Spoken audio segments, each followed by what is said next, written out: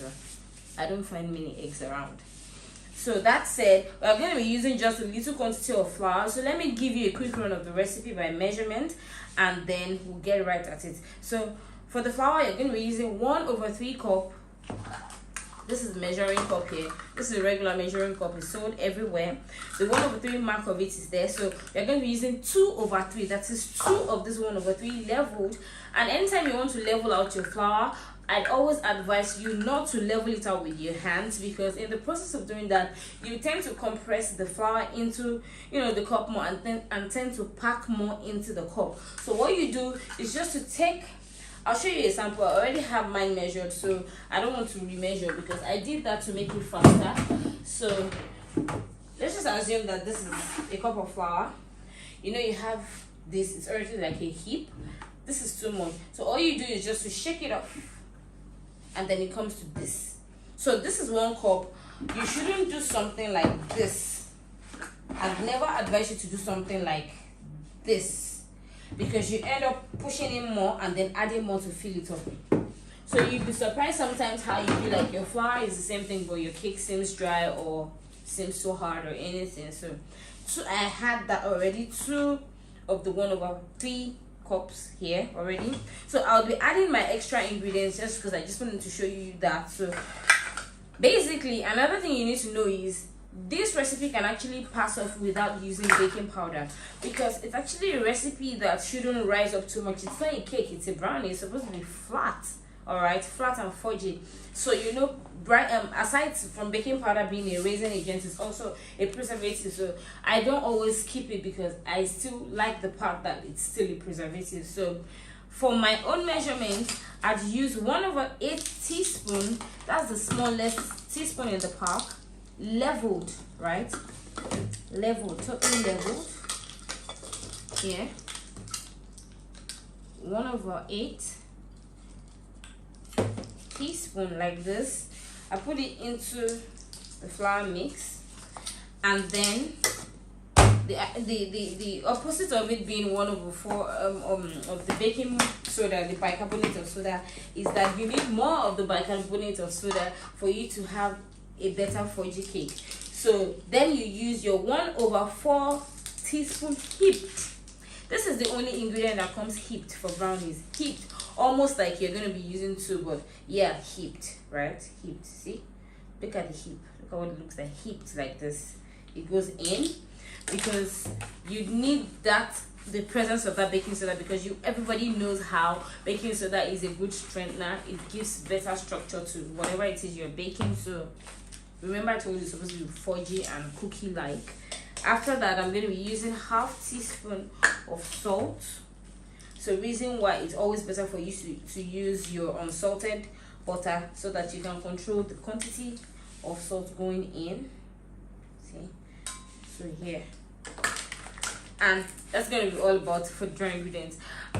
I'm sure when you see the result, you'll be like, oh, this looks really small.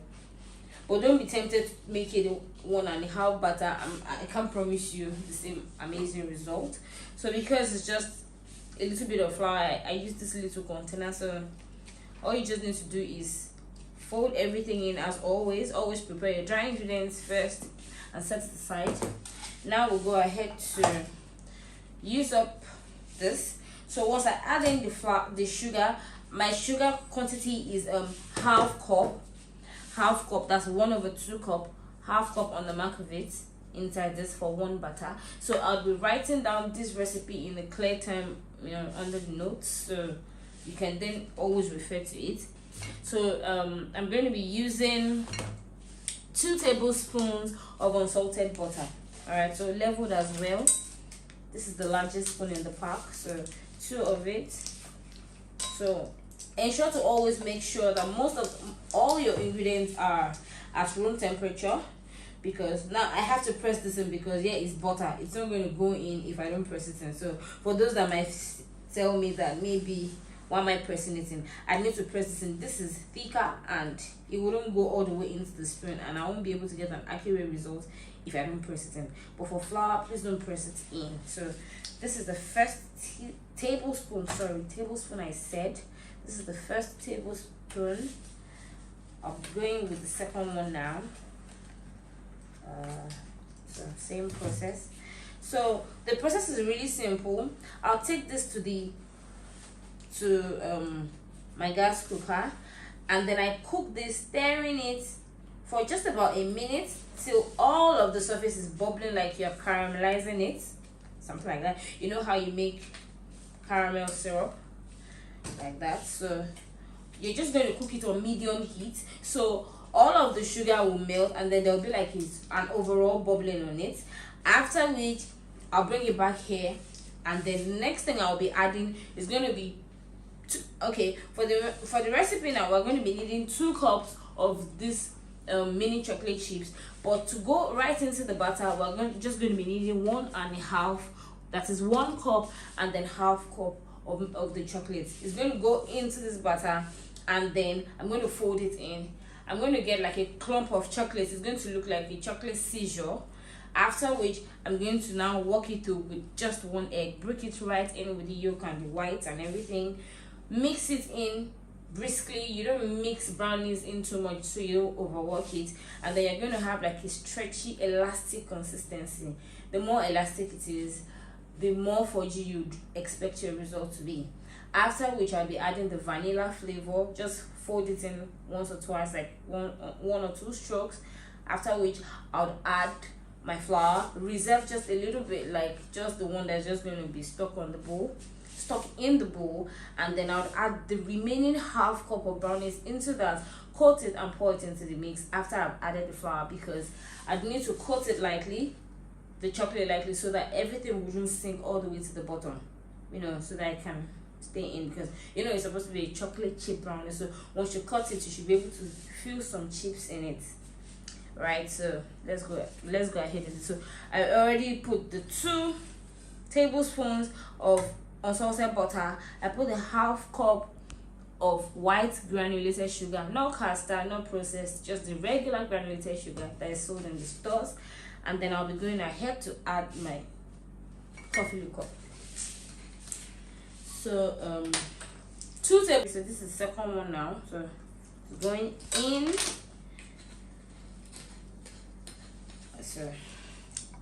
So after this, I'm going to be taking it right to the cooker to boil it for about 1 minute, and then I'll be right back to show you exactly what it's supposed to look like just when it comes right out of the heat, and then we'll take it from there. Okay, so I'm done melting it now. So you can notice how we still have some slight bubbles on it. Whilst I was bringing it back, everything deflated, but it's supposed to just bubble all around the sides and on the surface, like, you know, you're cooking sugar, you know, because the major component in this mix is the sugar. It has the most quantity. So now it's gone back to the smooth texture, but you can see that it looks like caramel now. So at this point, you'd work with it immediately, because it is the heat that is contained in this mixture that is supposed to melt your chocolates and give it that seizure because of the extreme heat. Everybody knows how, you know, chocolate reacts to intense heat. It seizes. So if you're using it for the purpose of anything, it might be a mess, but for this purpose you need to have that seizure. So it has to be leveled 1 cup, right, like on the line of it, and then half cup, because the last bit of the half to make it 2 cups will be going into the batter, as already stated earlier. So we have that. So I'll just be pouring this at the same time. This is the first one and this is the second one. So after which I just start stirring very briskly. You'd see the reaction now very soon, like it will start like it's going to melt, but you know how it is. Okay, I'm sure you can see that now. See, we have a thick clump of chocolate. See, that's what happens. See, thick clump. So if you were melting this, what has happened is the intense heat has actually altered the composition of the chocolate. So doing that now, what I'll do is just to break in the egg.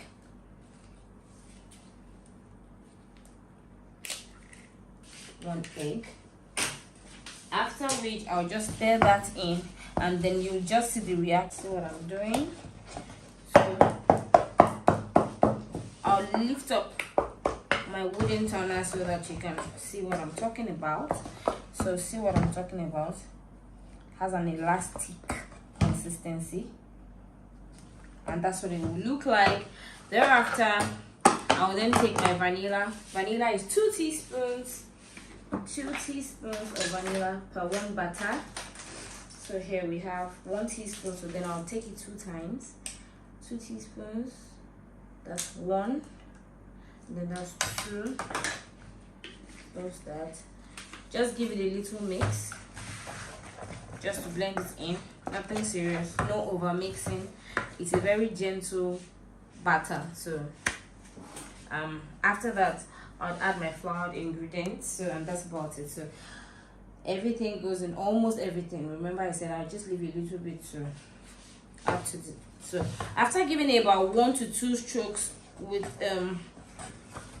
the wooden turner, to avoid over mixing it, again switch it to the rubber spatula, the silicone spatula.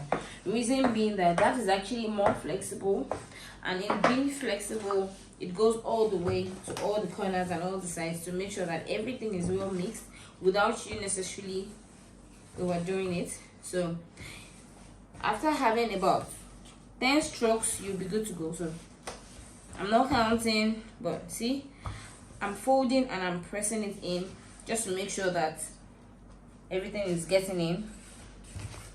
See, fold and press it in. That's about it. So this is the remaining bit of flour, and then I'll be taking the last half cup of chocolate chip.